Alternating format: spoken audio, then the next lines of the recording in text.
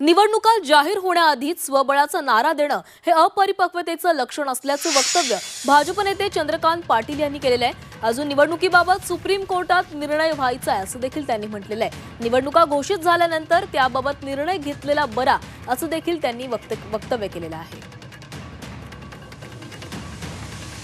बघा, तेवढ्या प्रश्नापुरतं बोलायचं झालं तर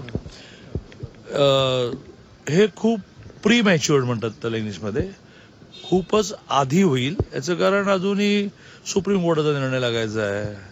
सुप्रीम कोर्टाचा निर्णय लागल्यानंतर प्रभाग रचना, लोकसंख्या, मतदारसंघाची पुनर्रचना असे सगळं होईल। पुन्हा तो निर्णय स्टेट वाईज होईल का सिटी वाईज होईल? तो सिटी वाईज होईल ना। स्थानिक स्वराज्य संस्थांच्या निवडणुकांच्या बाबतीमध्ये सगळ्या पार्ट्या वर्षानुवर्ष एक राज्याचा निर्णय करत नाहीत।